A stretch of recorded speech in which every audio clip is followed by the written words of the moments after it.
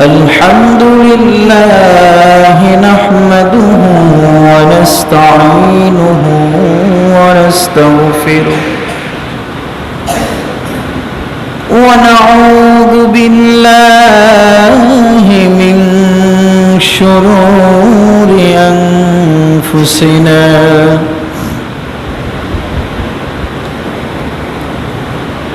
من يهد الله فلا مضل له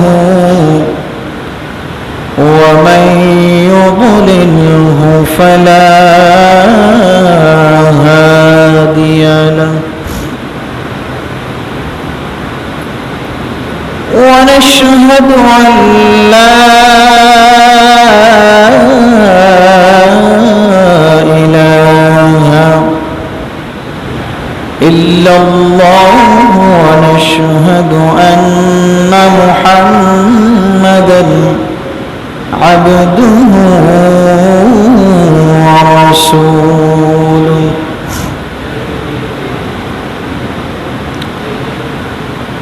فقد قال رسول الله صلى الله عليه وسلم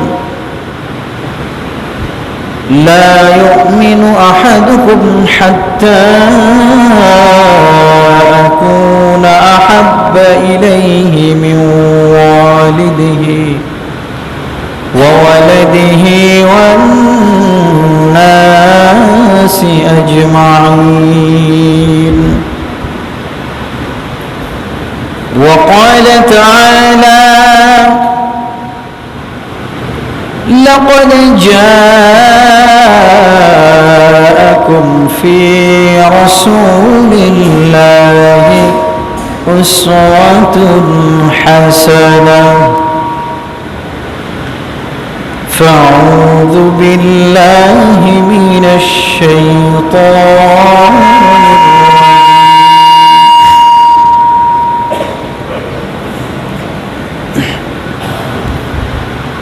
بسم الله الرحمن الرحيم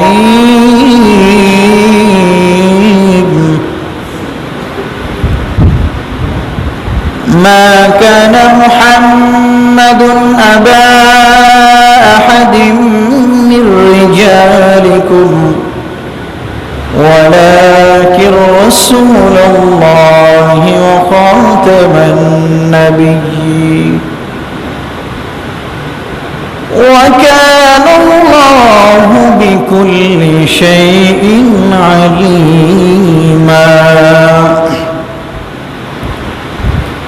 إن الله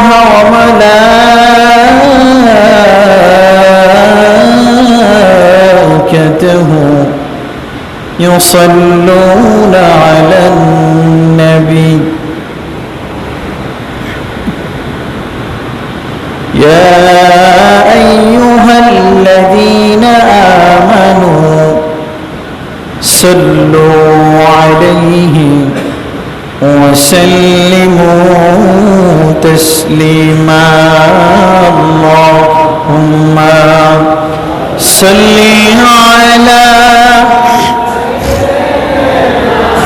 مولانا محمد وعلى آل سيدنا مولانا محمد اللهم صل على سيدنا مولانا وعلى آل سيدنا مولانا নবী আপনার ভালোবাসায় জন্নতবাসী হওয়া যায় নবী আপনার ভালোবাসায় দুজগ হারাম হয়ে যায় আল্লাহুম্মা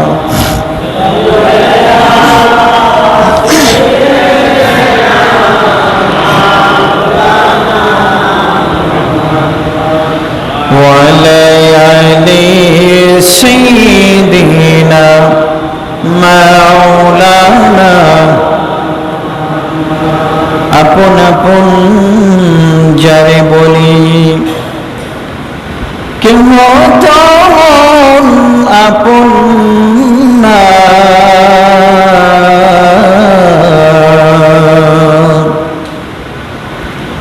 তোমার আমার আপন যিনি তিনি শুয়ে আছেন মদিনায় আল্লাহুম্মা সাল্লি আলা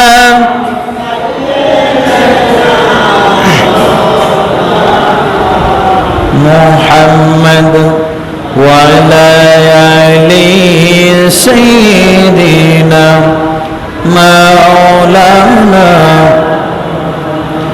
আরশের নিচে সিজদায় পড়ে কাঁদবেন নবী জারি জার মাফ করিয়া দেন গো মাওলা উম্মত আমার গুনাহগার আল্লাহুম্মা سيدنا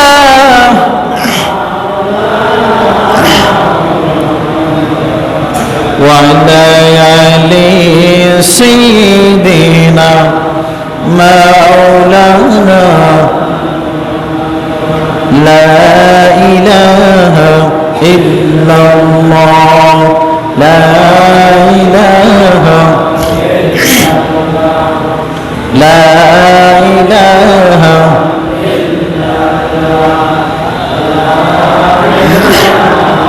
إلا الله لا إله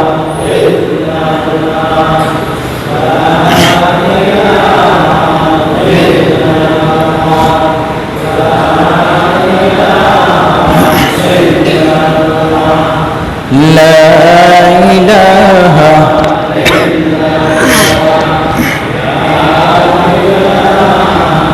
إلا الله لا إله إلا الله محمد رسول الله صلى الله عليه وسلم শুকরিয়া আদায় করতেছি রব্বুল আলামিনের দরবারে আল্লাহ সুবহানাহু ওয়া তাআলা আপনাকে আমাকে আমাদের সকলকে দুনিয়ার সকল ফিতনা ফাসাদ থেকে হেফাজত করে আল্লাহর ঘর মসজিদে মিলাদুন নবী সাল্লাল্লাহু আলাইহি ওয়াসাল্লাম উপলক্ষে আসার এবং বসার তৌফিক দান করেছেন এজন্য শুকরিয়া আদায় করি বলি আলহামদুলিল্লাহ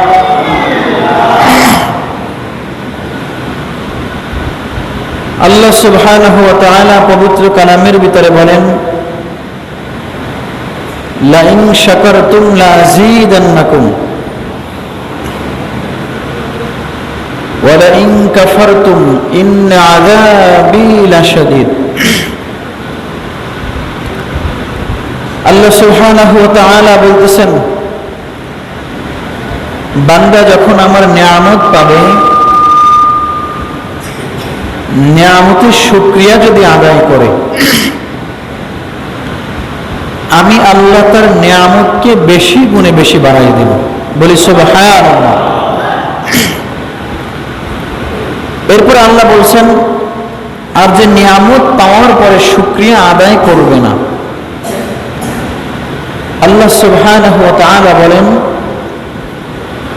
আমি যে নিয়ামতটুকু তাকে দিয়েছি সেটাও নিয়ে যাব নিয়ামত আর বাড়াইয়া দিব না এরপরে বলছেন ইন্না আযাবী লাশাদীদ আমি আল্লাহ তার জন্য রেখে দিয়েছি শক্ত আযাব কঠিন আযাব বলি নাউযুবিল্লাহ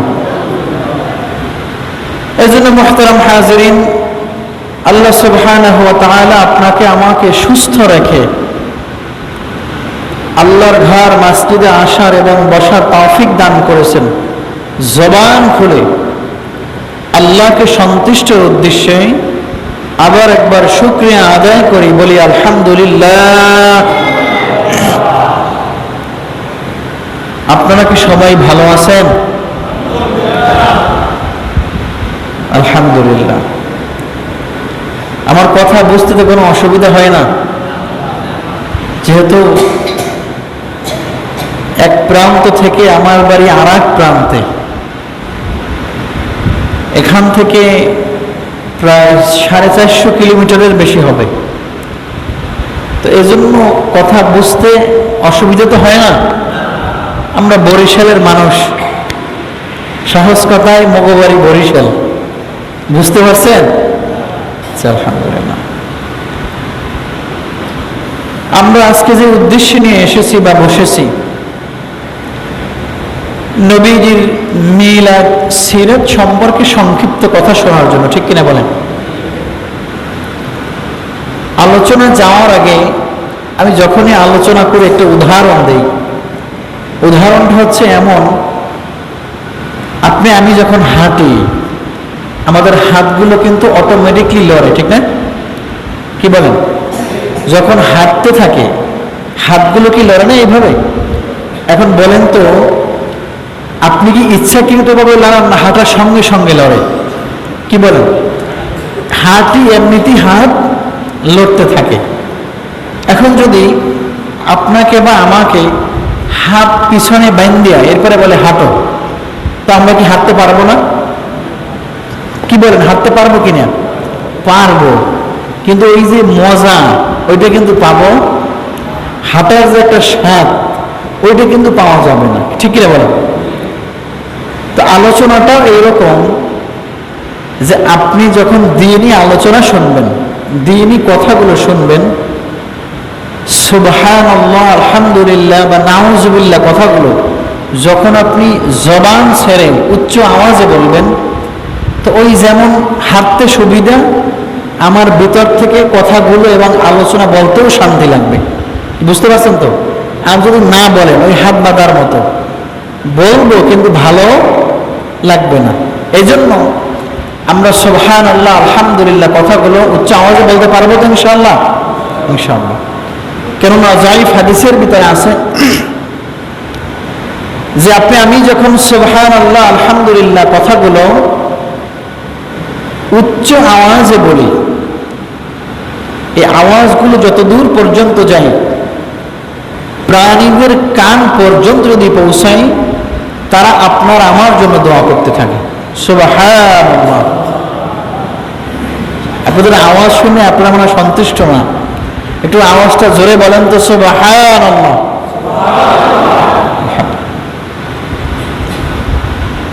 নবী সাল্লাল্লাহু আলাইহি ওয়াসাল্লাম, আল্লাহ রাব্বুল আলামিন তাকে দুনিয়াতে পাঠিয়েছিলেন এমন এক সময়, এমন এক যুগে, যেটাকে বলা হতো জাহিলিয়াত, অর্থাৎ অন্ধকার যুগ। নবী সাল্লাল্লাহু আলাইহি ওয়াসাল্লাম দুনিয়াতে আসার আগে যুগটা এমন ছিল,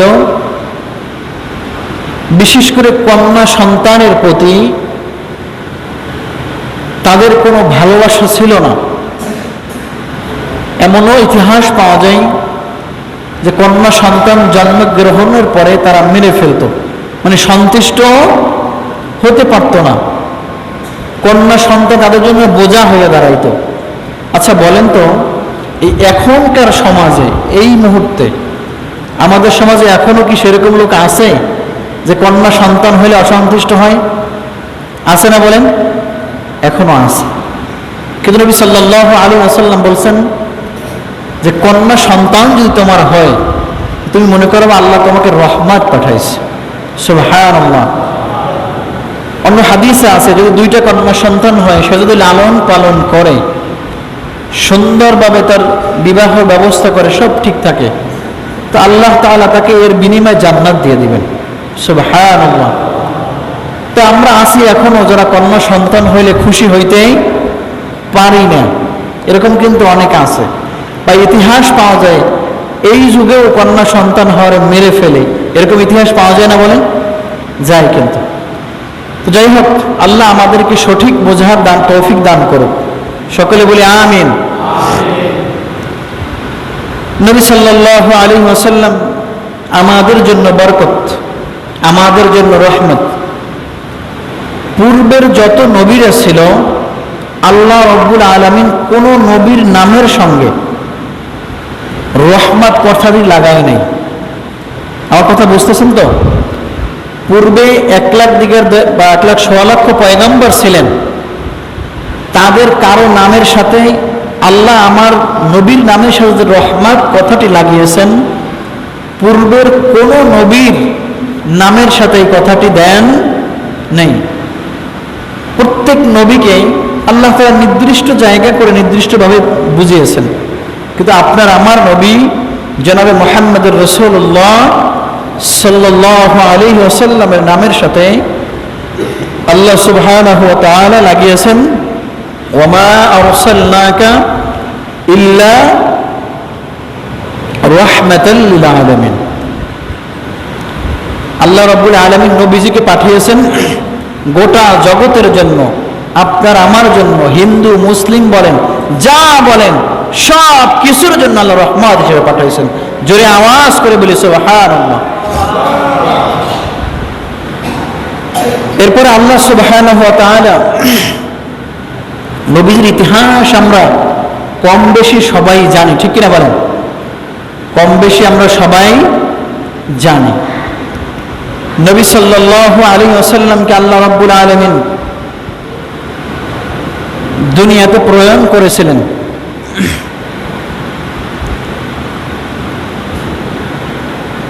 আল্লাহ রাব্বুল আলামিন দুনিয়াতে পাঠিয়েছিলেন মা আমিনার গর্ভে। আমি সংক্ষিপ্ত আকারে আপনাদেরকে বলতেছি। নবীজি যখন মা আমিনার গর্ভে আসলেন, হাদিসের ভাষায় মা আমিনা বলছেন যে আমার পেটের থেকে একটা নূরের আলো বের হয়েছিল, আমি যেই জায়গায় বসা ছিলাম মক্কা থেকে সিরিয়া পর্যন্ত সেই আলো পৌঁছে গিয়েছিল। সুবহানাল্লাহ। মক্কা থেকে কতটুকু বলেন? সিরিয়া পর্যন্ত সেই আলো পৌঁছে গিয়েছিল। তিনি বলছেন সেই আলোতে আমি মক্কা থেকে সিরিয়ার শহর স্পষ্টভাবে দেখতে পাচ্ছি। সুবহানাল্লাহ সুবহানাল্লাহ। আমাদের এই যুগেও নবী সাল্লাল্লাহু আলাইহি সাল্লামকে মাটি, কেউ বলে নূর, এই নিয়ে আমাদের মধ্যে ঠেলাঠেলি আছে কিনা বলেন? আছে না বলেন? আছে। যে ওইদিকে নাই যে নবী সাল্লাল্লাহু আলাইহি ওয়াসাল্লাম তার মায়ের গর্ভে আসার পরে 6 মাস যখন বয়স, তার পিতা আব্দুল্লাহ দুনিয়া থেকে চলে গেছেন। মা আমিনা যখন চলতেন, হাদিসের ভাষায় তার শরীর থেকে এমন একটা ঘ্রাণ বের হইতো, মক্কার মানুষ অবাক হয়ে যেত যে এই ঘ্রাণ দুনিয়ার কোনো সুগন্ধি হতেই পারে না। ওই সময় নিয়ম ছিল, মক্কার নিয়ম ছিল, কোনো বিধবা নারীর স্বামী যদি মারা যায়, মানে বিধবা যে হয় যার স্বামী নেই, ওই নারী সুগন্ধি লাগাতে পারবে না, মানে নিয়ম ছিল। কিন্তু মা আমিনার স্বামী যেহেতু মারা গেছে, তার শরীর থেকে সুগন্ধ আসে। এটা একটা প্রশ্ন হয় না? সবাই বলতেছে তার দাদা আব্দুল মুত্তালিবকে যে আপনার পুত্রবধূ সে তো শরীরে সুগন্ধি লাগাই ঘুরতেছে, এটা তো মক্কার নিয়ম না, স্বামী মারা যাওয়ার পরে তো সুগন্ধি লাগাতে পারবে না। তো মা আমিনাকে জিজ্ঞাসা করলেন আব্দুল মুত্তালিব, আমি সংক্ষেপে বলতেছি যেহেতু সময় কম, মা আমিনাকে জিজ্ঞাসা করলেন যে তোমার শরীর থেকে এরকম ঘ্রাণ তুমি কি ব্যবহার করো? বলছে যে আমি কিচ্ছু ব্যবহার করি না। নবী সাল্লাল্লাহু আলাইহি ওয়াসাল্লাম যখন আমার গর্ভে এসেছে, আল্লাহ রাব্বুল আলামিন তার বরকতে আমার শরীর থেকে এই ঘ্রাণ বের করে দিয়েছেন। জোরে বলে সুবহানাল্লাহ। নবীজির বরকতে তার শরীর থেকে এই সুগন্ধি বের হতেছিল। হাদিসে আছে, নবী সাল্লাল্লাহু আলাইহি ওয়াসাল্লামের হাদিস, লা ইউমিনু আহাদুকুম হাত্তা আকুনা আহাব্বা ইলাইহি মিন ওয়ালিদিহি ওয়া ওয়ালাদিহি ওয়ান নাসি আজমাইন। এই হাদিসে বর্ণনা আছে যতক্ষণ পর্যন্ত নবী সাল্লাল্লাহু আলাইহি ওয়াসাল্লামকে আপনি আমি আমাদের জানের চেয়ে বেশি মুহাব্বত করতে না পারব, ততক্ষণ পর্যন্ত আপনি আমি মুমিন ইমানদার হতে পারবো? বলেন, আমাদের জান মাল যা কিছু আছে সব কিছুর চেয়ে বেশি মুহাব্বত করা লাগবে কাকে? বলেন, জনাবে মুহাম্মদুর রাসূলুল্লাহ সাল্লাল্লাহু আলাইহি ওয়াসাল্লামকে। আমিনা বলতেছেন যে বাবা, হাদিসটি কেন বলছে আমি একটু পরে বলতেছি, যে আমি যখন হাঁটি, আমরা তো পাথর চেনেন, পাথর চেনেন না? পাথর কি শক্ত নাকি নরম? পাথর অনেক শক্ত না? আমিনা বলতেছে যখন আমি হাঁটি পায়ের নিচের পাথরগুলো অটোমেটিকলি নরম হয়ে যায়। সুবহানাল্লাহ। কার বরকতে? বলেন, নবীজি সাল্লাল্লাহু আলাইহি ওয়াসাল্লামের বরকতে। আল বিদায়া নিহায়া কিতাবের ভিতরে ঘটনাগুলো আসছে। মা আমিনা যখন কূপের কাছে গিয়ে দাঁড়াতেন, কূপের পানি থাকতো নিচে, নিচে থাকে না? বলেন, পূর্বের এরকম পানির ব্যবস্থা ছিল না, তারা কূপের ব্যবস্থা ছিল। তো কূপ থেকে পানি উঠাইলে বালতি দিয়ে নিচ থেকে এরপরে বালতি টাইনে টাইনে পানি উঠাতে হতো। মা আমিনা যখনই কূপের কাছে গিয়ে দাঁড়াতেন, দাঁড়ানোর সঙ্গে সঙ্গে পানি অটোমেটিকলি একেবারে উপরে উঠে যেত। সুবহানাল্লাহ। পানি নেওয়ার জন্য যখন দাঁড়াতেন, সঙ্গে সঙ্গে কূপের পানি একেবারে অটোমেটিকলি উপরে উঠে যেত। মক্কার মেয়েরা বলতেছে, আমিনা তুমি যদি কূপের কাছ থেকে সরে যাও পানি আবার নিচে চলে যায়, তুমি সরে যাইও না, তুমি এইখানে দাঁড়াও, আমরা পানি নেওয়ার পরে প্রয়োজনে তোমার পানি তোমার বাড়িতে আমি দিয়ে আসবো, এরপরে তুমি যাও। অর্থাৎ তিনি আবার যখন চলে যান পানিও নিচে চলে যায়। নবীজির জন্মের অসংখ্য অগণিত অলৌকিক ঘটনা সেখান থেকে সংক্ষিপ্ত আকারে বর্ণনা করতেছি। নবীজির চাচা আবু তালিব, চাচাদের ভিতরে সবচেয়ে বেশি মোহাব্বত করতেন নবী সাল্লাল্লাহু আলাইহি ওয়াসাল্লামকে তার চাচা আবু তালিব। তিনি যখন ইন্তেকাল করবেন, চাচার কানে গিয়ে বলতেছে, চাচা আপনি মৃত্যুর আগে অন্ততপক্ষে কালেমাটা পড়ে এরপরে যান, একবার শুধু কালেমা পড়েন, আপনাকে জান্নাতে নেওয়ার দায়িত্ব আমি নবী সাল্লাল্লাহু আলাইহি ওয়াসাল্লাম নিয়ে নিলাম। কিন্তু আবু তালেব বলছেন, মুহাম্মদ তুমি যে শেষ নবী এতে আমার কোনো সন্দেহ নেই, তোমার ধর্ম যে সত্য এতেও কোনো সন্দেহ নেই। তো নবী জিজ্ঞাসা করছেন, চাচা সেটা আপনি কিভাবে বুঝলেন? বলতেছে, তুমি যখন জন্মগ্রহণ করেছো তোমাকে আমার কোলে দেওয়া হলো,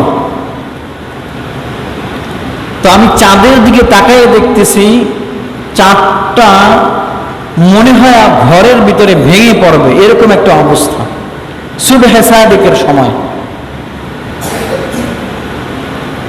নবী বলছেন, এরপরে আপনি কি দেখছেন? বলছে যে আমি দেখতেছি চাঁদ একবার ডান দিকে যায় আর একবার বাম দিকে যায়। আমি বুঝতে পারলাম না, হঠাৎ করে খেয়াল করে দেখলাম তোমার হাত যখন ডান দিকে যায় চাঁদ তখন ইশারাতে ডান দিকে চলে যায়। সুবহানাল্লাহ। আবার যখন বাম দিকে যায় তো হাতের ইশারায় আবার সূর্যটা চাঁদটা বাম দিকে চলে যায়। সুবহানাল্লাহ। যে সেদিন আমি বিশ্বাস করেছি যে যার হাতের ইশারায় চাঁদ বাম দিকে ডান দিকে নড়তে থাকে, যেভাবে নড়ে, সেদিন আমি বুঝে নিয়েছি যে তুমি যে শেষ নবী এতে আর কোনো সন্দেহ নেই। এখন আমি একটা ঘটনা আপনাদেরকে বলি। নবীজির চাচা ছিলেন আবু লাহাব। নবীজির চাচা, আপন চাচা ছিলেন আবু লাহাব। নবীজি যখন দুনিয়াতে এসেছিলেন, আসার পরে আবু লাহাবের কাছে সংবাদ নিয়ে গেছে। একজন দাসী আবু লাহাবের কাছে সংবাদ নিয়ে গিয়ে বলছে যে আপনার একটি ভাতিজা হয়েছে, আব্দুল্লাহর একটা ছেলে হয়েছে। তো আবু লাহাব তার জন্মে এত খুশি হয়েছিলেন, দাসীকে বলছেন, দাসী তুমি যে বের হয়েছো ঘর থেকে, এর শাস্তি কি তুমি জানো? বলে আমি জানি যে এর অনেক শাস্তি, কিন্তু এরপরও আমি একটা সুসংবাদ নিয়ে আসছি। কি সুসংবাদ? যে আপনার একটা ভাতিজা হয়েছে। আবু লাহাব এত খুশি হয়েছেন, মানুষ যখন খুশি হয় অনেক সময় কিন্তু বাকরুদ্ধ হয়ে যায়। বাকরুদ্ধ বোঝেননি? মানে কথা বলতে পারে না। তো আবু লাহাব বাকরুদ্ধ হইয়া দুই হাতের আঙ্গুল দিয়া তার দাসীকে ইশারা করলেন যে যা, আমি তোকে ইশারা করলেন, আমি তোকে আজাদ করে দিলাম। কি বলছে? আমি তোকে আজাদ করে দিলেন। মানে এত খুশি হয়েছে, নবীজির জন্মে এত খুশি হয়েছে তিনি, যে দুই হাত দিয়ে ইশারা করে তার দাসীকে আজাদ করে দিলেন। বাকি যে চাচারা ছিল সবাই কাঁদছেন, কিন্তু আবু লাহাব খুশি হয়েছেন। কেন কাঁদছেন? যে আজকে যদি আব্দুল্লাহ থাকতো কতই না ভালো হতো, এই জন্য কাঁদছেন। কিন্তু আবু লাহাব বেশি খুশি ছিলেন। আর যখন নবীজি দ্বীনের দাওয়াত দিয়েছেন, সর্বপ্রথম এই আবু লাহাবই নবীজির দিকে পাথর নিক্ষেপ করেছিলেন। জানেন আপনারা? যখন নবীজি দ্বীনের নবুয়াত পাওয়ার পরে তিনি যখন ইসলামের দাওয়াত নিয়ে গিয়েছিলেন, আবু লাহাব নবীজির দিকে সর্বপ্রথম পাথর নিক্ষেপ করেছিলেন। এখন আমি যেটা বুঝাইতে চাইতেছি, নবী সাল্লাল্লাহু আলাইহি ওয়াসাল্লামের জন্মে যদি আমরা সন্তুষ্ট থাকি, তাহলে আমাদের হবে সিরাত মানতে হবে। কি ঠিক কিনা বলেন? নবীর জন্মের অস্বীকার করার কোনো সুযোগ আছে বলেন? অর্থাৎ মিলাদ, এর কোনো অস্বীকার করার কোনো সুযোগ আছে? যদি আমরা অস্বীকার করি আমাদের ঈমান থাকবে? অস্বীকার করা মানে কি যে নবী দুনিয়াতেই আসে না, এরকম না। এটা অস্বীকার করার কোনো সুযোগ। এই জন্য নবীর জন্ম থেকে অল্প কিছু ঘটনা আমি আপনাদেরকে বললাম। নবীজি সাল্লাল্লাহু আলাইহি ওয়াসাল্লাম মসজিদে নববীর পাশ থেকে হেঁটে যেতেছিলেন। এমন সময় সাহাবীরা তারা জন্মের কথাগুলো আলোচনা করতেছিলেন, অলৌকিক বিষয়গুলো বলতেছিলেন। নবীজি শুনে দাঁড়িয়ে গেলেন। কিছু সময় দাঁড়িয়ে বললেন, শোনো সাহাবী, তোমার জন্য সুপারিশ করা আমার ওয়াজিব হয়ে গেছে। বলি সুবহানাল্লাহ। কি বলছে? তোমার জন্য সুপারিশ করা আমার ওয়াজিব হয়ে গেছে। তুমি যে আমার মিলাদের কথা, জন্মের কথা আলোচনা করছো, আল্লাহ খুশি হয়েছে, আমি মুহাম্মদ তোমার প্রতি সন্তুষ্ট হয়েছে, আর আমি তোমাকে জান্নাতে যে সুপারিশ করবে এটা ওয়াজিব হয়ে গেছে। সুবহানাল্লাহ। নবী যদি সুপারিশ করে তাহলে জান্নাতে যাওয়ার কি আর কোনো বাধা আছে বলেন? নবী সুপারিশ করলে আর কোনো বাধা থাকতে পারে? থাকতে পারে। তার মানে আমরা কি বুঝলাম? নবীজির জন্ম নিয়ে আলোচনা করে নবী সন্তুষ্ট হয়েছেন, তাহলে আমাদের প্রয়োজন আছে না? অবশ্যই আছে। তো নবীজি জন্মের অলৌকিক কয়েকটি বিষয় বললাম সংক্ষিপ্ত সময়ের ভিতরে। এখন তো সিরাত সম্পর্কে কয়েকটি বিষয় আমি আপনাদেরকে বলি। আল্লাহ রাব্বুল আলামিন জনাবে মুহাম্মদ রাসূলুল্লাহ সাল্লাল্লাহু আলাইহি ওয়াসাল্লামকে দুনিয়াতে পাঠিয়েছেন। কোরআনে বলেছেন, লাকাদ জাআকুম ফি রাসূলিল্লাহি উসওয়াতুন হাসানাহ। আল্লাহ বলেন যে আমি অবশ্যই তোমাদের জন্য মহা উত্তম আদর্শ রেখেছি নবী সাল্লাল্লাহু আলাইহি ওয়াসাল্লামের জীবনে। আমার জন্য কি রাখছেন? উত্তম আদর্শ নবীর জীবনীতে আমাদের জন্য রেখে দিয়েছেন। বলি সুবহানাল্লাহ। তো নবীর জীবনীতে আমাদের কি আছে বলেন? উত্তম আদর্শ। আল্লাহ বলছেন, ওয়ামা আতাকুমুর রাসূলু ফাখুযুহু ওয়ামা নাহাকুম আনহু ফান্তাহু। আল্লাহ রাব্বুল আলামিন বলতেছেন, মা আতাকুমুর রাসূল, তোমাদের কাছে রাসূল সাল্লাল্লাহু আলাইহি ওয়াসাল্লাম যা নিয়ে এসেছে, ওমা আতাকুমুর রাসূল, রাসূল তোমাদের কাছে যা নিয়ে এসেছে, ফাখুযুহু, ওটা আঁকড়ে ধরো। আল্লাহ বলতেছেন ফাখুযুহু, আঁকড়ে ধরো। নবী যা নিয়ে এসেছেন সেটা আঁকড়ে ধরতে বলছেন। আঁকড়ে ধরতে কি বোঝায়? শক্ত করে ওটাকে ধরো। এরপরে আল্লাহ সুবহানাহু ওয়া তাআলা বলেন, ওয়া মা নাহাকুম আনহু ফান্তাহু, রাসূল সাল্লাল্লাহু আলাইহি ওয়াসাল্লাম যা নিষেধ করেছেন সেটা ছেড়ে দাও, আর যা আদেশ করেছেন সেটাকে আঁকড়ে ধরো। আয়াত দ্বারা কি বুঝলাম? নবী আমাদেরকে যেটাকে নিষেধ করছেন সেটা ছেড়ে দিতে হবে কিনা বলেন? আল্লাহ রাসূল সাল্লাল্লাহু আলাইহি ওয়াসাল্লাম তার আদর্শের ভিতরে আমাদেরকে যা রেখে গিয়েছেন সেটা আমাদেরকে মানতে বলছেন।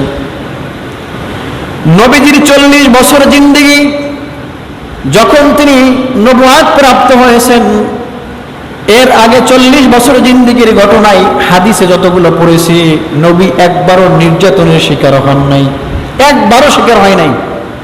তখন তার নাম ছিল মুহাম্মদ ইবনে আব্দুল্লাহ। তখন কি নাম ছিল? মুহাম্মদ ইবনে আব্দুল্লাহ। ওই সময় মক্কার কাফেররা তার নাম দিয়েছিল আল আমিন। এই যে আল আমিন নামটা কিন্তু মুসলমানরা দেয় নাই। কে দিয়েছিল? মক্কার কাফেররা, মানে বিশ্বাসী। নবী সাল্লাল্লাহু আলাইহি ওয়াসাল্লাম যখন দ্বীনের দাওয়াত প্রকাশ্যে দিতে লাগলেন, মানুষের কাছে কাছে ধারে গিয়ে যখন দ্বীনের দাওয়াতগুলো দিতেছিলেন, হাদিসের ভাষায় আল্লাহ যে বলছেন, লাকাদ কানা লাকুম ফি রাসূলিল্লাহ, যখন রাসূলুল্লাহ এই শব্দটি তার নামের সাথে এসেছিল, আল্লাহর রাসূলকে একবার দুইবার না 82 বার মারার জন্য অ্যাটাক করেছিল। কতবার বলেন? 82 বার। তার মানে আমরা কি বুঝলাম? তিনি যখন দ্বীনের দাওয়াত মানুষের মাঝে পৌঁছাইতেছিলেন, তখন সবার চোখে শত্রু হয়ে গেছেন, ঠিক না বলেন? তখন সবাই তার চোখে, সবার চোখে তিনি শত্রু হয়ে দাঁড়াইছেন। তাকে একবার দুইবার না 82 বার মারার জন্য চেষ্টা করছেন। কিন্তু তার আগের সময়টায় তাকে এত ভালোবাসতেন। আমরা যে ব্যাংকে টাকা রাখি, ওই সময় মুহাম্মদ ইবনে আব্দুল্লাহকে তারা ব্যাংক মনে করত। সন্তান তার পিতা মাতার কাছে টাকা রাখার জন্য বিশ্বাস করতে পারত না।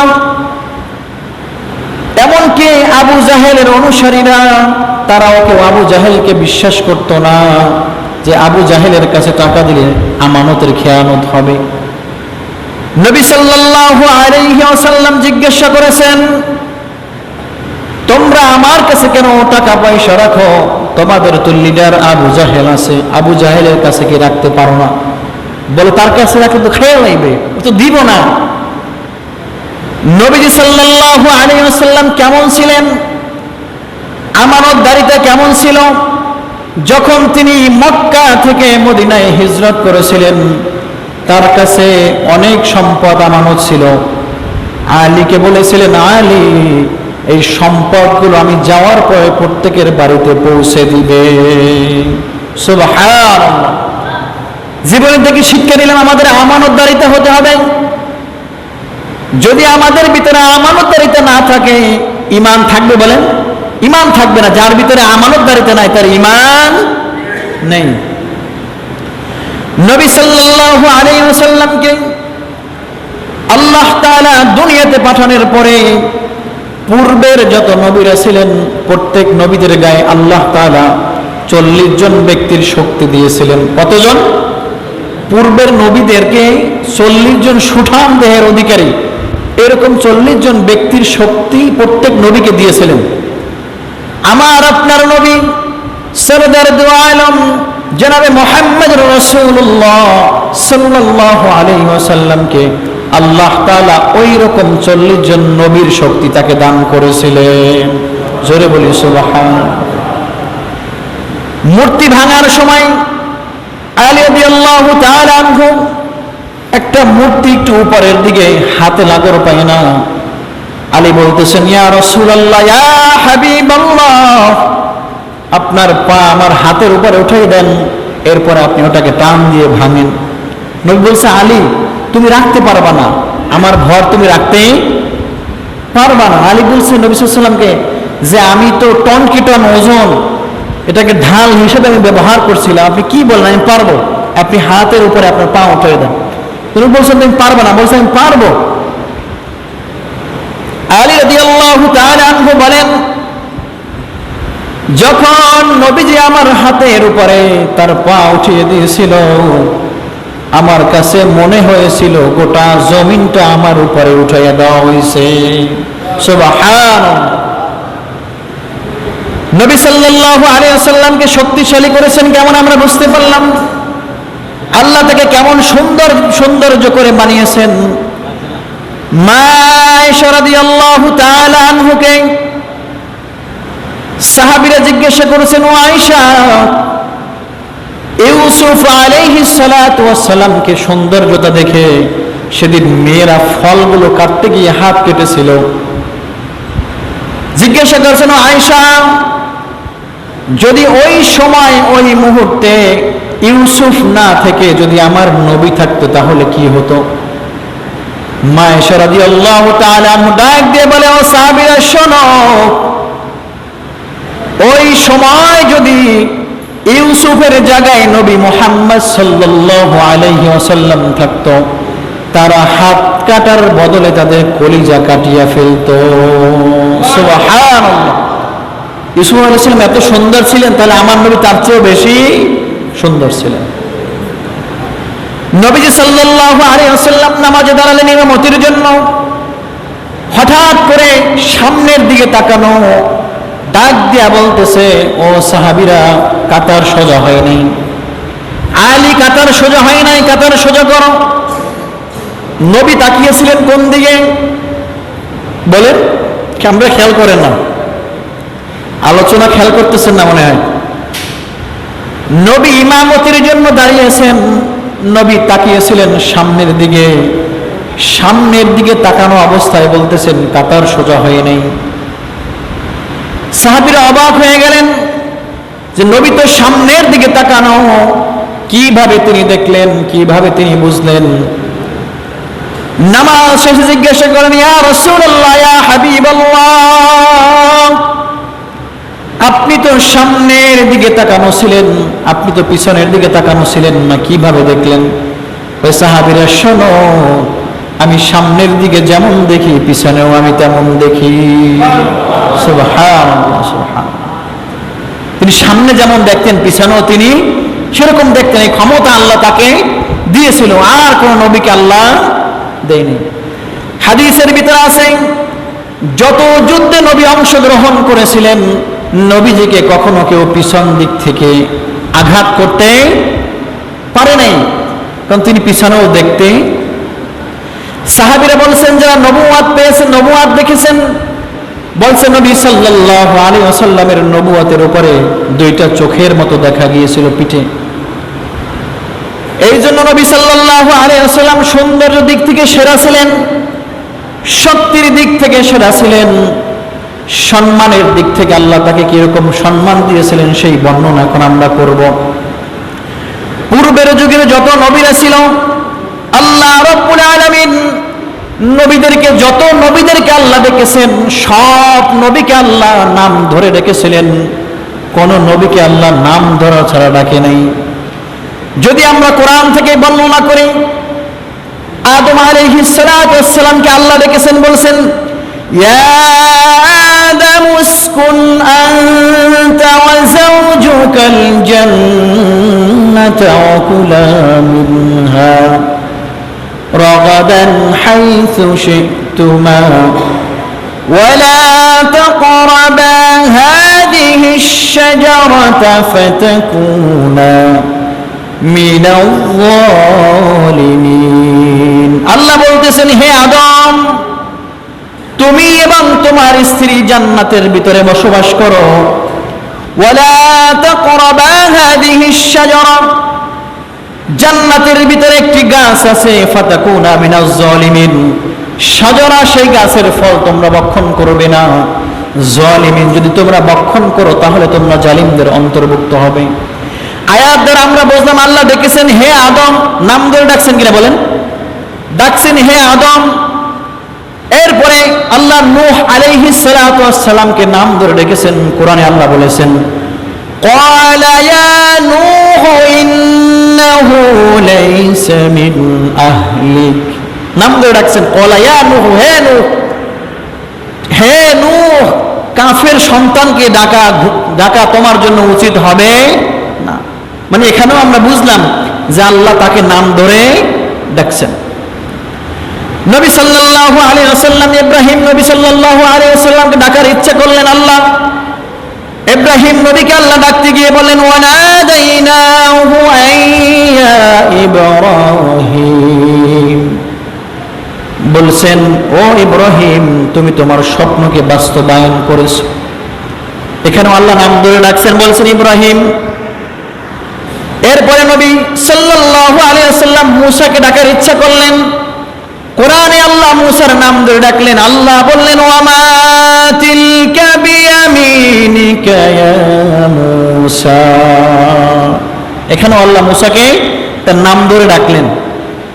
নবী সাল্লাল্লাহু আলাইহি ওয়াসাল্লাম জাকারিয়া আলাইহিস সালাতু ওয়াস সালামকে ডাকলেন। আল্লাহ বলেন ইয়া জাকারিয়া ইন্না নুবাশশিরুকা বিগুলামিন ইসমুহু ইয়াহইয়া, এখানেও আল্লাহ জাকারিয়া নবী আলাইহিস সালাতু ওয়াস সালামকে আল্লাহ নাম ধরে ডাকলেন। সব নবীকে আল্লাহ নাম ধরে ডেকেছিলেন, কোন নবীকে আল্লাহ নাম ধরা ছাড়া ডাকে নাই। শুধুমাত্র কেবলমাত্র আপনার আমার নবী জনাবে মুহাম্মদুর রাসূলুল্লাহ সাল্লাল্লাহু আলাইহি ওয়াসাল্লামকে আল্লাহ নাম ধরে ডাকে নাই। জোরে বলি সুবহানাল্লাহ। কোরআনে সব নবীকে আল্লাহ নাম ধরে ডাকছেন, কিন্তু নবীকে আপনার আমার নবীকে নাম ধরে কিভাবে ডেকেছিলেন আল্লাহ বলতেছেন ইয়া আইয়ুহান নাবিয়্যু ইন্না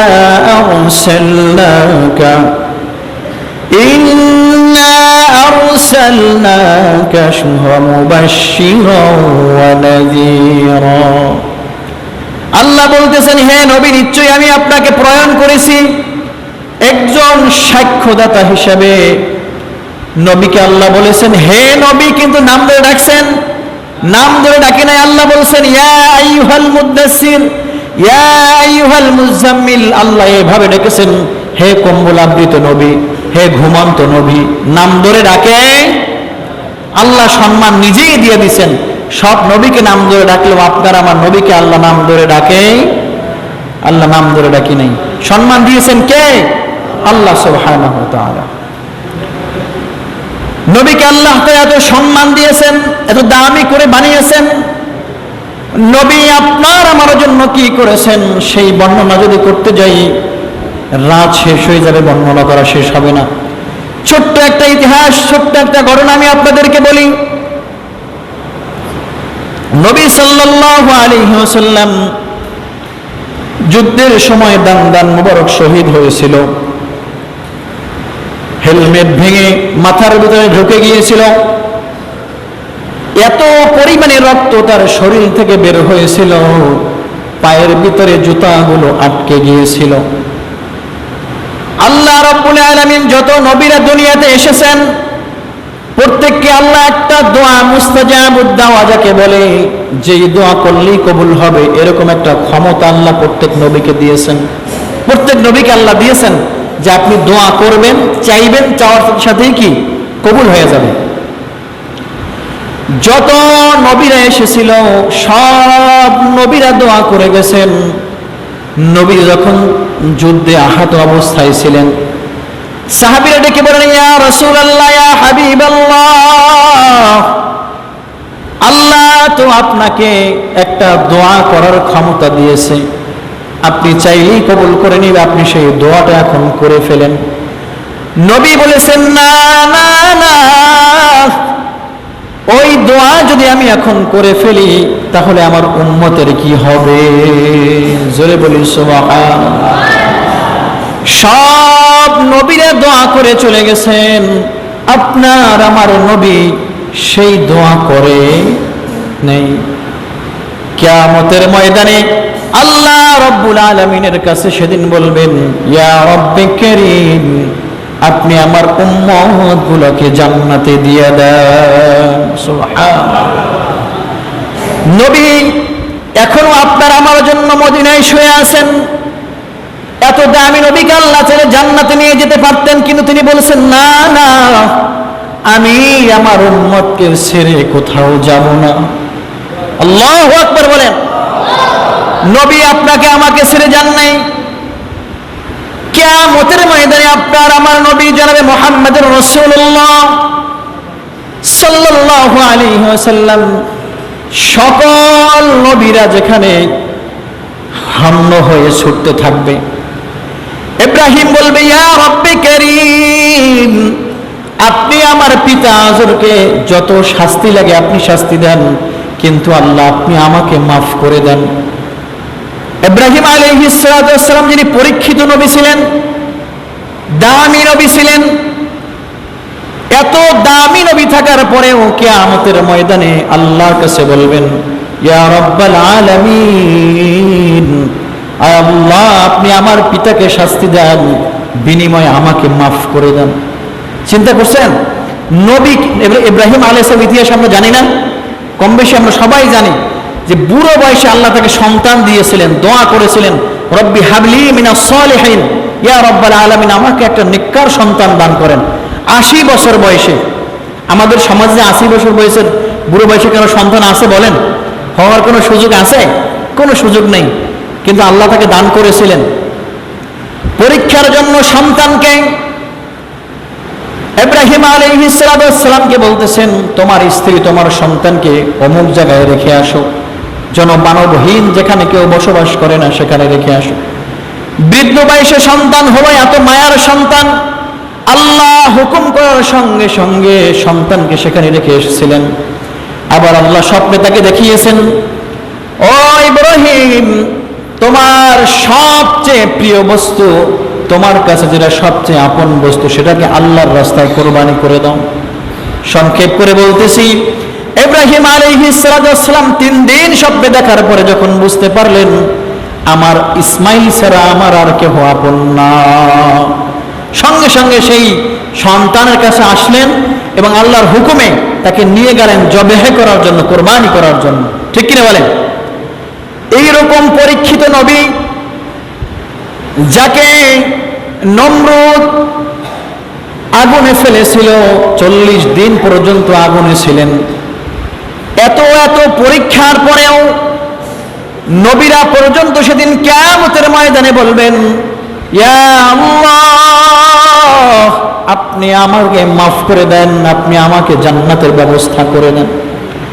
সকল নবীরা এরকম অবস্থায় হন্য হয়ে ছুটতে থাকবেন। মা আয়েশা রাদিয়াল্লাহু তাআলা আনহাকে নবীজি বলছেন, কিয়ামতের ময়দানে মানুষগুলো পোশাকবিহীন উঠবে। মা আয়েশা রাদিয়াল্লাহু তাআলা আনহা ডাক দিয়ে বলেন, ওগো নবীজি, উলঙ্গ অবস্থায় যদি আমরা উঠি আমাদের কি লজ্জা লাগবে না? আমাদের কাছে কি খারাপ লাগবে না? নবীজি বলেছেন, ও আয়েশা শোনো, সেদিন কিয়ামতের ময়দানে এমন হবে মানুষগুলোকে আল্লাহ তাআলা উঠাবে, আরশে আজিমের দিকে, উপরের দিকে তাকাবে, কার কি অবস্থা আছে নিচের দিকে তাকানোর কারো হুঁশ থাকবে না। জোরে বলি আল্লাহু আকবার। এত কঠিন হবে কিয়ামতের ময়দান।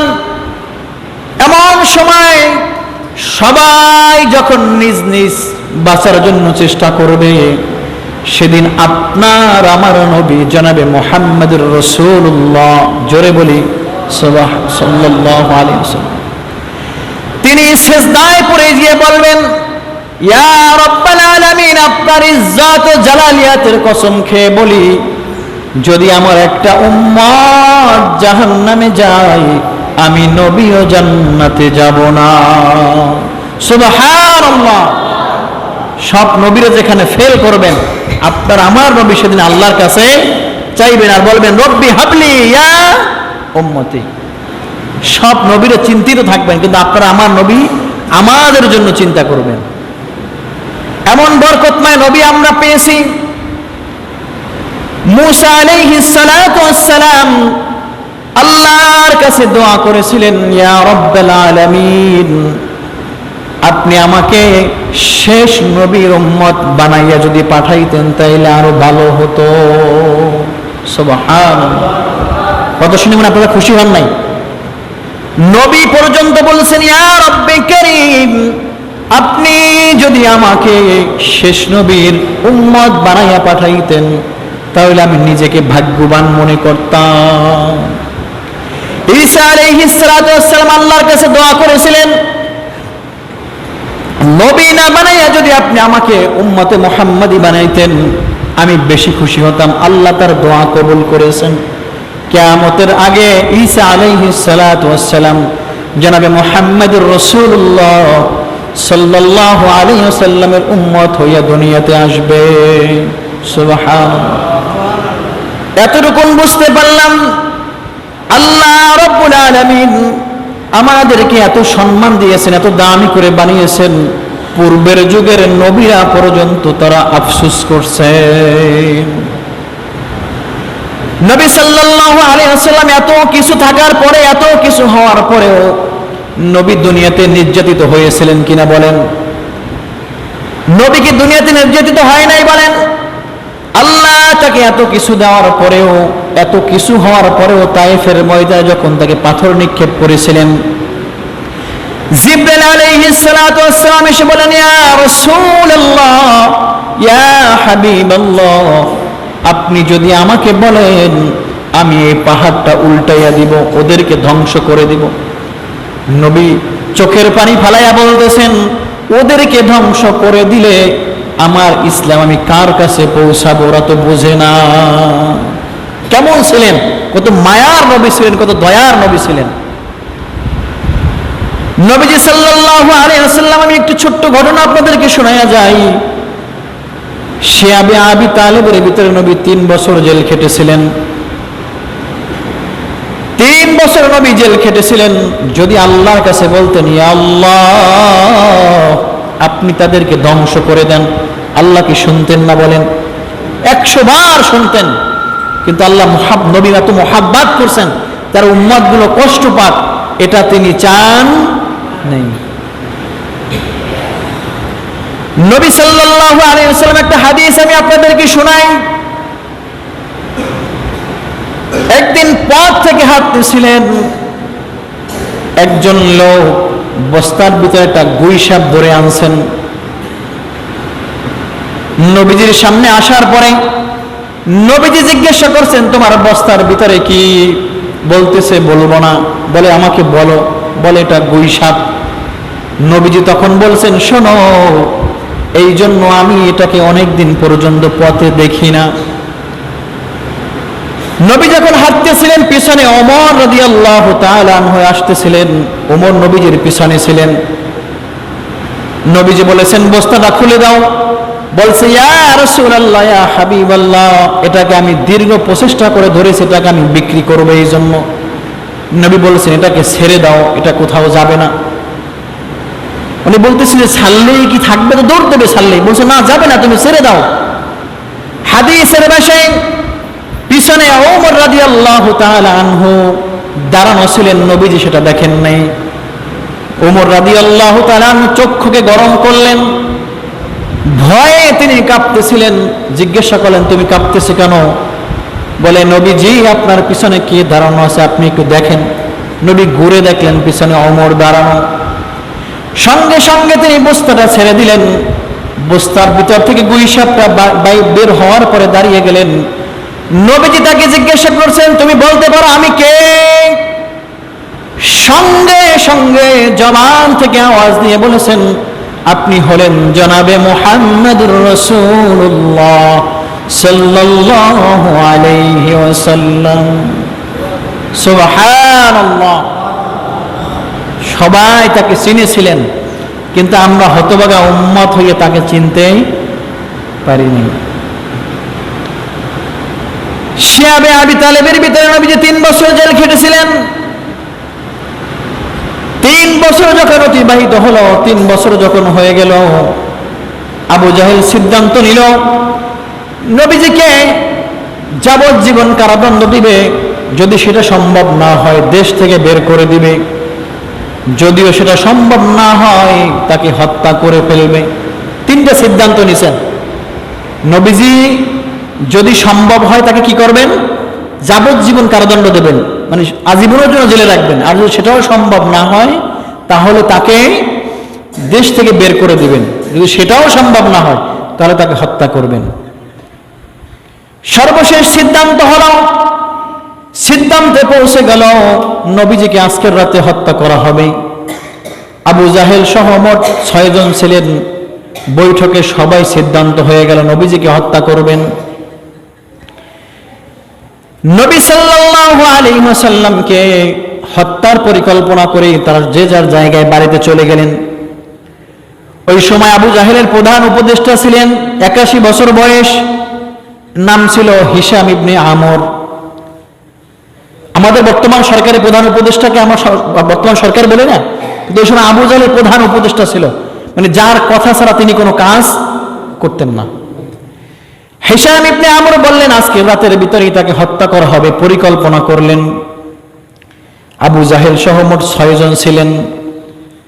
নবী সাল্লাল্লাহু আলাইহি ওয়াসাল্লামকে হত্যা করবেন চিন্তা করলেন।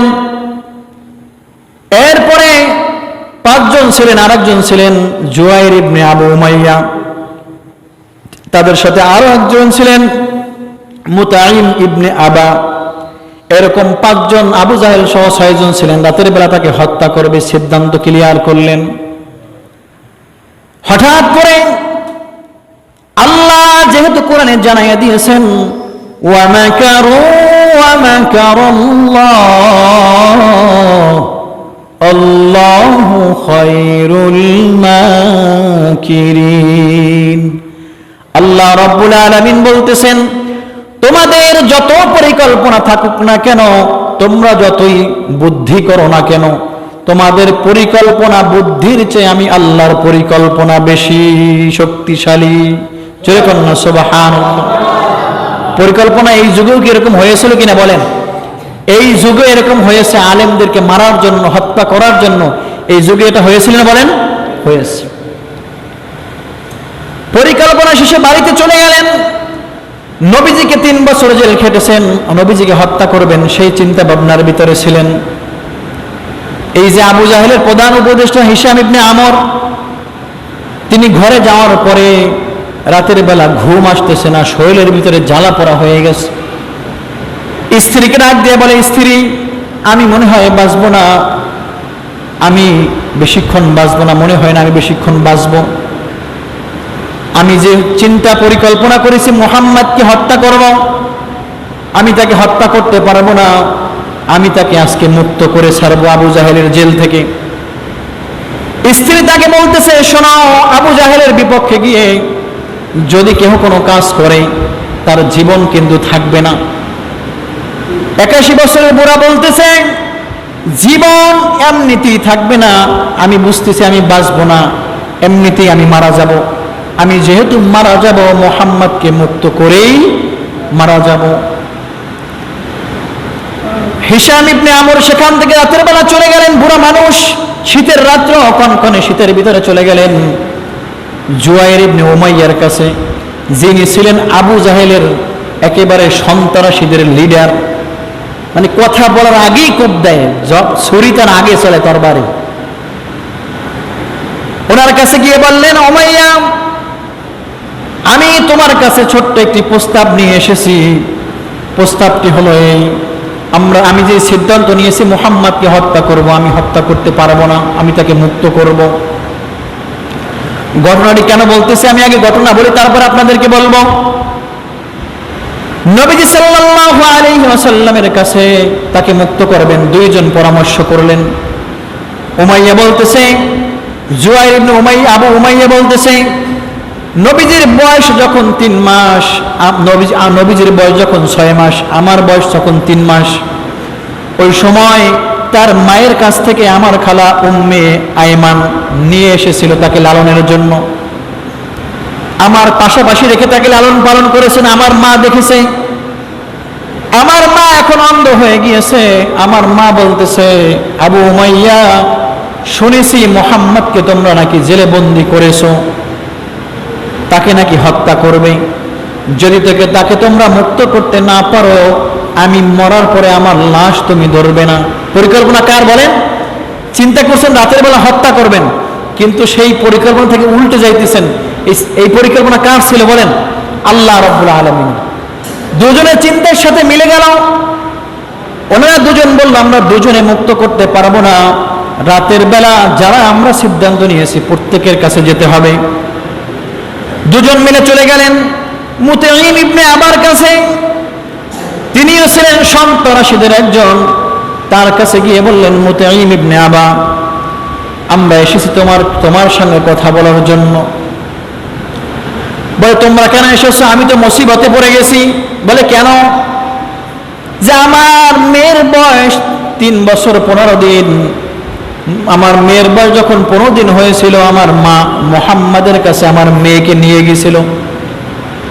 ছোট্ট মেয়েকে নেওয়ার পরে মুহাম্মদ সাল্লাল্লাহু আলাইহি ওয়াসাল্লাম তার মুখের লালা বের করে আমার মেয়ের মুখে লাগাইয়া দিছে।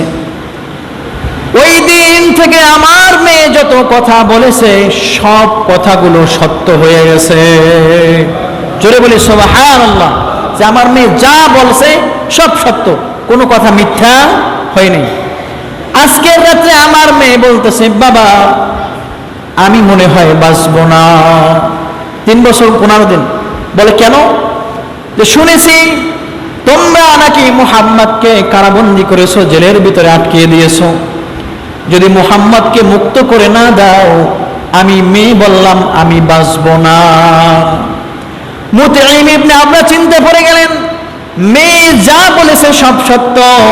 আমি যদি মুহাম্মদকে মুক্ত করতে না পারি তাহলে আমার মেয়ে মারা যাবে। ওদিক থেকে স্ত্রী ডাক দিয়ে বলে, শোনো মুতাইম, যদি আমার সন্তান মারা যায় আমি তোমার সঙ্গে থাকবো না, তোমাকে ছেড়ে চলে যাব। মুতাইম ইবনে আবা তিনিও তাদের সাথে হাত মিলালেন, বললেন, ঠিক আছে চলো, আমাদের সাথে যারা সিদ্ধান্ত নিয়েছেন তাদের কাছে চলো। ওখান থেকে চলে গেলেন জাইমা ইবনে আসমা বিন মুত্তালিয়ার কাছে। লোকটা এমন ছিল, খুব কম কথা বলতো। যতটুকুন কথা বলতো একেবারে নীরবে চিন্তা ভাবনা করে। আবু জাহেলের সঙ্গে পরামর্শদাতা ছিলেন। ওনার কাছে গিয়ে বলার পর উনি বলছেন, আমার শরীরেও ভালো লাগে না, আমার ঘুম আসে না, চলো। একজন বাকি আছে, তিনি হলেন আবু জাহেলের খালাতো ভাই, আপন খালাতো ভাই। আবু জাহেলের খালাতো ভাইয়ের কাছে গিয়ে বললেন, শোনো, জিজ্ঞাসা করছে রাতের বেলা তোমরা 4 জন কেন আমার কাছে এসেছো? বলে, আমরা সিদ্ধান্ত নিয়েছি মুহাম্মদকে হত্যা করার পরিকল্পনা করেছিলাম, কিন্তু আমরা সিদ্ধান্ত নিয়েছি তাকে হত্যা করব না, আমরা তাকে মুক্ত করব। ওই সময় আবু জাহেলের খালাতো ভাই ডাক দিয়ে বলে, শোনো, দীর্ঘ 1 মাস পর্যন্ত আমি অসুস্থ ছিলাম। আবু জাহেল আমাকে চাকরি থেকে বাদ দিয়ে দিছে, আমাকে এখন আর কাজের জন্য ডাকে না, আমি কাজ করতে পারি না। 1 মাস অসুস্থ থাকার পরে 1 মাস আমি ঘুমাতে পারি নাই, খেতে পারি নাই। আজকের রাতের বেলা আমার মা আমার কাছে মধুর পেলা নিয়ে এসে বললেন, সন্তান, এই মধু তুমি বলো লা ইলাহা ইল্লাল্লাহু মুহাম্মাদুর রাসূলুল্লাহ, এটা বলে তুমি পান করো। বলে, আমার মা যখন বলেছে, এটা বলে যখন আমি মধু পান করেছি, পান করার সঙ্গে সঙ্গে আমার অসুস্থতা দূর হয়ে গেছে। সুবহানাল্লাহ। 5 জন সেদিনের সাথে মিলে গেল। বলে, এখন তো মুহাম্মদকে বাঁচানো আমার মরা বাঁচার ভিতরে পড়ে গেছে, যেহেতু মুহাম্মদের নামের কালিমা পড়ে আমি সুস্থ হয়ে গেছি। ওনাদের কারো কিন্তু ঈমান ছিল না, নাকি মুসলমান ছিলেন? কেউ কিন্তু মুসলমান ছিলেন না। ওনারা 5 জন চিন্তা করলেন, চলো, হাজ্জার নামের একটা পাহাড় ছিল, সেখানে সেখানে গেল। সবাই হাতের উপরে হাত রেখে সেই পাহাড়ের উপরে লাত, উজ্জা, মানামের নামে কসম খেয়ে বলেছিল, আজকে মুহাম্মদকে মুক্ত করে এরপরে বাড়িতে ফিরব। সুবহানাল্লাহ। শুনেন, তাদের কিন্তু ঈমান ছিল না, কিন্তু বিবেক ছিল। ঈমান না থাকলে তাদের বিবেকটা পরিপূর্ণ ছিল। তারা যে ওয়াদা করেছিলেন, লাত উজ্জাতের নামে ওয়াদা করেছিলেন, কিন্তু তার ওয়াদা ভঙ্গ করেনি। রাতের বেলা অন্ধকারে গভীর রাত্র আবু জাহেলের কাছে চলে গেল, ডাক দেয়া বলতেছে, আবু জাহেল বের হয়ে আসো। আবু জাহেল তুমি কোথায়, বের হয়ে আসো। আবু জাহেল দেখতেছে আমি যাদেরকে নিয়ে সিদ্ধান্ত করলাম ওরা 5 জনই তো চলে আসছে, কি ব্যাপার, মুহাম্মদ কি মনে হয় এখনই হত্যা করবে। তিনি চিন্তা করলেন। এই সময় জুহাই ইবনে আবু উমাইয়া বলতেছে, আবু জাহেল জেলখানার চাবি আমার হাতে দাও। আবু জাহেল বলতেছে কেন? বলে আজকে এসেছি মুহাম্মদকে মুক্ত করার জন্য, মুহাম্মদকে হত্যা করার জন্য না, মুহাম্মদকে আমি মুক্ত করার জন্য এসেছি। আবু জাহেল একটু ভয় পেয়ে গেল।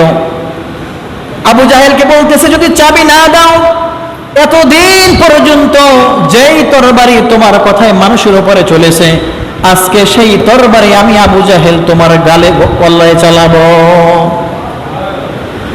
এমন সময় আবু জাহেল দৌড় দিয়ে হিশাম ইবনে আমরের পিছনে, 81 বছরের বুড়োর পিছনে বয়ে পালালেন। বললেন আপনি কিছু বলেন। মুরাব্বি ডাক দিয়ে বলছে কি বলবো, তুমি চাবি দিয়ে দাও।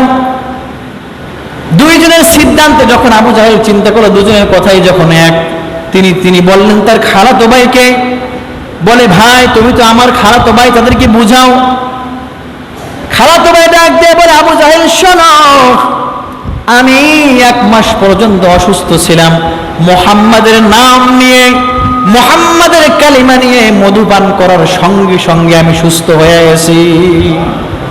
তুমি চাবি দিয়ে দাও, আমি মুহাম্মাদকে মুক্ত করে ছাড়ব। আবু জাহেল ভয় পেয়ে গেলেন, চাবিটা দিয়ে তিনি পালালেন। সবাই যখন জেলখানা খুলে নবী সাল্লাল্লাহু আলাইহি ওয়াসাল্লামের কাছে গেলেন। জেলখানার জীবন তার এমন ছিল, স্বাভাবিকভাবে খাবার পেত না। সাহাবীরা 53 জন, নবী সাল্লাল্লাহু আলাইহি ওয়াসাল্লাম মোট 53 জন তারা আবু তালেবের ভিতরে ছিলেন। সেভাবে হাদিসের ভাষায় বাবলা পাতা খেয়েছিলেন, স্বাভাবিক তেমন কোনো খাবার খান নাই। পায়খানাগুলো যেমন ছাগলের লাদির মতো হয়ে গেছিল। নবীজি এত শক্তিশালী থাকার পরেও, আমি যে বলেছিলাম 40 জন শক্তিশালী নবীর শক্তি তার গায়ে ছিল, এত শক্তিশালী থাকার পরেও আপনার আমার নবী দুর্বল হয়ে পড়লেন। মুতাইম ইবনে আবি আর জুহাইর ইবনে উমাইয়া তারা নবীজির 2 কান্দার নিচের দিকে হাত দিয়ে জাগালেন। একবার জাগালেন, নবীজি উঠে দাঁড়াতে পারেন না, আবার বসে পড়লেন। এমন করে নবীজি সাল্লাল্লাহু আলাইহি ওয়াসাল্লামকে যখন মক্কার ঘরের কাছে নিয়ে গেলেন, নিয়ে সেখানে বসালেন, নবী তখন ডাক দিয়ে বলে, ও আমার বংশধরের লোকেরা শোনো, তোমরা আমার জীবন থেকে 3টা বছর বিনা অপরাধে নিয়েছো, আজকে তোমাদের কাছে জবাব চাই। নবী কাঁদতেছেন যে আমার শুধু শুধু আমার জীবন থেকে তোমরা 3টা বছর নিয়ে গেলে। এই যুগেও আবু জাহেল চলে গেছে, আবু জাহেলের বংশধর ছিল কিনা বলেন? আবু জাহেলের বংশধররা ছিল। নবীজি চলে গেছে, কিন্তু নবীর ওয়ারিসরা এই যুগেও এরকম লজ্জিত অপমানিত হয়েছে কিনা বলেন? জেল খেটেছেন 10 বছর, 3 বছর, 5 বছর। আজকে যদি তারা হিসাব চায়, হিসাব দেওয়ার মতো কোনো সিস্টেম নাই। নবী আমাদেরকে শিক্ষা দিয়ে গেলেন, আমার উম্মতে শোনো, ইসলামের কাজ করতে গেলে, রাসূলুল্লাহর কাজ করতে গেলে বাধা আসবে, কিন্তু সকল বাধা থেকে অতিক্রম করার নাম হলো ঈমান। নবীজিকে, নবী সাল্লাল্লাহু আলাইহি ওয়াসাল্লাম চলে গেছেন, এত নির্যাতিত হওয়ার পরেও এই যুগেও কিন্তু আমার নবীকে নিয়ে এখনো কটূক্তি করে কিনা বলেন? এখনো আমার নবীকে নিয়ে ব্যঙ্গচিত্র, ব্যঙ্গ কটূক্তি করে কিনা? এখনো অনেক মানুষ আছে, করে। ভারতের একটা সোনালী সুদিন একটা বইয়ের ভিতরে পেয়েছিলাম, 1962 সালের সেই ঘটনা আহমদ মুহাম্মাদের হাতে এসেছিল। বইয়ের ভিতরে লেখা ছিল রঙ্গিলে রাসূল, অর্থাৎ আমার নবীজি রং ঢঙের নবী। ভারতের একজন লেখক এই ঘটনাটি লিখছেন। আপনি বলেন তো, আমার নবী কি রং ঢঙের নবী ছিল? আমার নবী তো রং ঢঙের নবী ছিল না। আমার নবী যা কিছু করেছেন সব কার হুকুমে করেছেন? একটু আওয়াজ দিয়ে বলেন। জবান খুলে বলতে হবে কার হুকুমে করেছেন? আল্লাহর হুকুমে করেছেন। আহমদ মুহাম্মাদের কাছে পত্রিকায় যখন আসলো, ভারতের একজন লেখক এই ঘটনাটি লিখছে, নবীজিকে রঙ্গিলা রাসূল বলে। ওনারা থাকতেন গুজরাটে, আর যিনি লেখক তিনি ছিলেন দিল্লিতে। সংক্ষেপ করে আমি ঘটনাটি শেষ করতেছি, যে সময় শেষ। আমরা যে শুধু আশিকে রাসূল দাবি করি, রবিউল আউয়াল মাস আসলে আমরা একেবারে বেকুল হয়ে পড়ি, এরপরে আমাদেরকে আর খুঁজে পাওয়া যায় না। এরা কেমন আশিকে রাসূল ছিল? গুজরাট থেকে দিল্লি প্রায় 8 থেকে 900 কিলোমিটার দূরে। তার মায়ের কাছে এসে আহমদ মুহাম্মদ বললেন, আমাদের নাম কেন আহমদ মুহাম্মদ রাখছো? মায়ের নাম ছিল সুমাইয়া। ডাক দিয়ে বলে, সন্তান শোনো, আমি আলোচনার ভিতরে শুনেছি, আলেম ওলামাদের মুখে শুনেছি, যে ঘরে সন্তানের নাম আহমদ মুহাম্মদ থাকবে ওই ঘরে কখনো রহমত ফুরাবে না। সুবহানাল্লাহ। বলছে, আমার সংক্ষেপ করে বলতেছি, নবীর নামে রঙ্গিলা রাসূল করে একটা বই লিখেছে, আগামীকাল দিল্লিতে তাকে পুরস্কৃত করা হবে। বইয়ের নাম হচ্ছে সোনালী সুদিন। আপনি পড়লে পাবেন 1962 সালে সেই ঐতিহাসিক ঘটনা। মা তার সন্তানকে বলল, সন্তানরা, আগামীকাল তাকে পুরস্কৃত করার আগে তোমরা তাকে হত্যা করবে। মা সন্তানকে বলছেন যে তাকে পুরস্কৃত করার আগে তোমরা তাকে হত্যা করবে। কেন পুরস্কৃত করবে? নবীজির নামে ব্যঙ্গচিত্র করে বই লিখেছেন, এই জন্য তাকে জাতীয় কবি আখ্যায়িত করে পুরস্কার দিবেন। সংক্ষেপ করে বলতেছি, সন্তানরা তার মাকে বলতেছে, মা, এখান থেকে গুজরাট থেকে দিল্লি শহর অনেক দূরে, এত কম সময়ের ভিতরে কিভাবে যাব? মা তার সন্তানকে বলতেছে, সন্তান, আমি জায়নামাজে বসে গেলাম, ব্যবস্থা হবে, আল্লাহ করে দিবে। সুবহানাল্লাহ। তারা রওনা দিলেন বাড়ি থেকে। ওই সময় গুজরাটের মুখ্যমন্ত্রী, তার নাম ছিল বাবুলাল মোহন, তাকে ওই অনুষ্ঠানে তাকে দাওয়াত দেওয়া হয়েছে। তিনি গাড়ি করে দিল্লিতে যেতেছিলেন। হঠাৎ করে তার ড্রাইভার হরিপদ পলাশ বলতেছে, স্যার, 2টা যুবক এত দ্রুত গতিতে ছোটে আমাদের গাড়ির আগে উঠে গেছে। সুবহানাল্লাহ। যে আমাদের গাড়ির গতি এত, কিন্তু তাদের হাঁটার গতি আমাদের গতির চেয়েও বেশি। তাদেরকে ডেকে থামালেন। সংক্ষেপ করে বলতেছি, থামিয়ে বললেন, তোমরা কোথায় যাবে? সবকিছু তারা খুলে বললেন। বাবুলাল মোহন মুখ্যমন্ত্রী, তিনিও সেখানে অনুষ্ঠিত অনুষ্ঠানে যাবেন। বলছেন, আমার গাড়িতে ওঠো, তোমাদেরকে আমি সহযোগিতা করি। সেখানে নিয়ে যাবেন। হঠাৎ করে ড্রাইভার ডাক দিয়ে বলতেছেন, স্যার, গাড়ি এত দ্রুত গতিতে চলে, গাড়ির কোনো ব্যালেন্স আমার হাতে নাই। সুবহানাল্লাহ। যেখানে পরের দিন 10টার সময় পৌঁছানোর কথা, সেখানে সন্ধ্যা 7টার ভিতরে পৌঁছে গেছে দিল্লিতে। সংক্ষেপ করে বলি, ঘটনার ভিতরে মুখ্যমন্ত্রী বাবুলাল মোহন এবং ড্রাইভার হরিপদ পলাশ, তারা দুইজনেই কালিমা পড়ে মুসলমান হয়ে গেছে। গাড়ির ভিতরে তারা কালিমা পড়ে মুসলমান হয়ে গেছে। আমি সংক্ষেপ করে বলি, বুঝতে পারবেন হয়তোবা। সর্বশেষ বাবুলাল মোহন বলতেছে, আগামীকাল যখন পুরস্কৃত করা হবে, আমি ওখানে বলবো গুজরাট থেকে 2টা যুবক এসেছে, ওইখানে 2টা যুবকদেরকে আগে তাদেরকে আনা হোক, তারা আগে পুরস্কৃত করবে। সকাল যখন হয়ে গেল, যুবক 2টাকে ডেকে তাদেরকে বললেন, তোমরা তাকে পুরস্কার দাও। বাবুলাল মোহন ঘোষণা করলেন, বইয়ের ভাষায় মোতালা করলে পাবেন, 2 ভাই আল্লাহু আকবার বলে তাকে আঘাত করে ঘাড় থেকে মাথাটা আলাদা করে দিলেন। জোরে বলি আল্লাহু আকবার। তাদেরকে অ্যারেস্ট করা হলো। ওই সময় ভারতের কোনো উকিল তাদের পক্ষে দাঁড়ানোর কথা ছিল না। দেওবন্দ মাদ্রাসায় একজন উকিল দাঁড়িয়ে বলেছিল, শোনো, তোমাদেরকে যে ফাঁসি দেওয়া হবে এতে কোনো সন্দেহ নাই, তোমাদেরকে ফাঁসি থেকে বাঁচাতে পারে যাবজ্জীবন জেল হবে। তোমরা শুধু জবানে বলবে রাগের মাথায় করে ফেলেছে, আমাদের বাবাকে তারা অপমান করেছে। ওনারা বলছেন, না না না, আমরা বুঝে শুনে তাকে হত্যা করেছি। সুবহানাল্লাহ। যে আমাদের ফাঁসি হবে এতে আমাদের কোনো আফসোস নেই। তাদেরকে যখন ফাঁসির মঞ্চে চড়াবে, মা এসেছিল, সংক্ষেপ করে বলতেছি, মা বলছে, সন্তান তোরা শহীদ হবি, বিন্দু পরিমাণ দুঃখ আমার মনে নাই। সুবহানাল্লাহ। মা কেমন ছিলেন আশিকে রাসূল, আর সন্তানরা কেমন আশিকে রাসূল ছিলেন, আর আমরাও তো আশিকে রাসূল। বলছে তাদেরকে কালিমা পড়াও। আহমদ মুহাম্মদ ডাক দিয়ে বলে, আমাদেরকে কালিমা পড়ানোর প্রয়োজন নাই। রাতের বেলা যখন আমরা তাহাজ্জুদ পড়েছিলাম, জনাবে মুহাম্মদুর রাসূলুল্লাহ সাল্লাল্লাহু আলাইহি ওয়াসাল্লাম এসে আমাদেরকে কালিমা পড়াইয়া দিয়ে গেছে। সুবহানাল্লাহ। লম্বা করব না, সংক্ষেপ শেষ করে দিতেছি।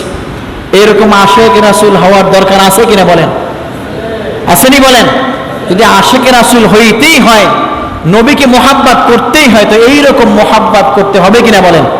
আল্লাহ আমাদেরকে এইরকম আশিকে রাসূল হিসেবে কবুল করুক। সকলে বলি আমিন। আমিও আপনাদের জন্য দোয়া করি, আপনারা আমার জন্য দোয়া করবেন। যদি ভুল ত্রুটি হয় ক্ষমা সুন্দর দৃষ্টিতে দেখবেন।